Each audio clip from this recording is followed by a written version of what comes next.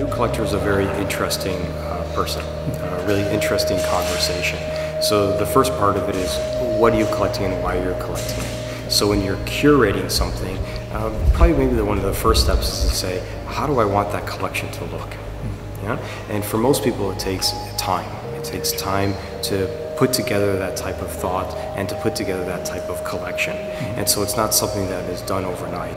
I have only one advice: buy what you like and buy what you can afford. Buy with your eyes, with your heart and with your money.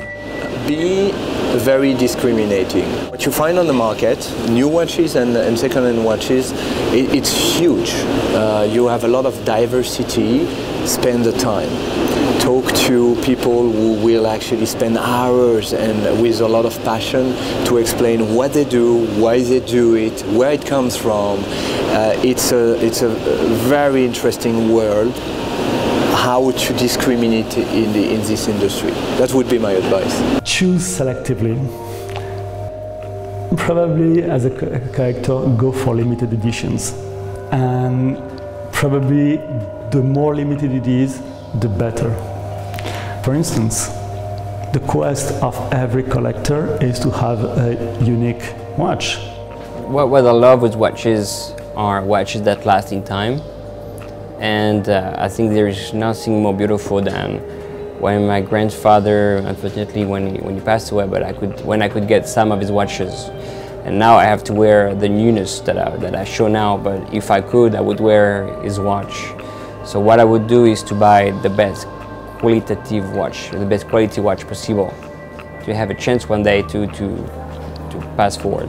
So my advice would be make sure that the watch you're gonna buy will last in time, to give it one day, because it's a beautiful thing. What is most important for me is that when we buy something for himself, he buys what he likes, and of course I think advice, but and to build a collection that there are people they like technical watches, somebody like a chronograph mechanism, somebody's living like day mechanism, and then I think the best is to educate, to read on the internet, the magazines and old books, and to get more information. The more we know, more we are able to build up the collection, which is and I think it's wonderful also that to have a collection which has the past and today. If somebody is, for instance, collecting chronographs, I would collect also antique chronographs and then modern ones. And I think that would be a nice link between the past and today. And taste will develop with antique watches. In my view, even and particularly when you are a collector, I think that you are looking first of all for the piece that is really talking to your heart.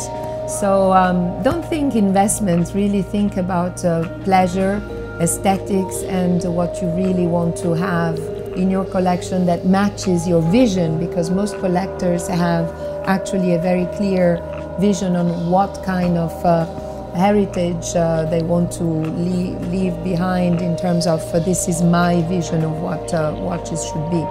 Of course, this is also a business where you can you know, make quite a lot of money by auctioning and making sure that what you buy will always have prestige.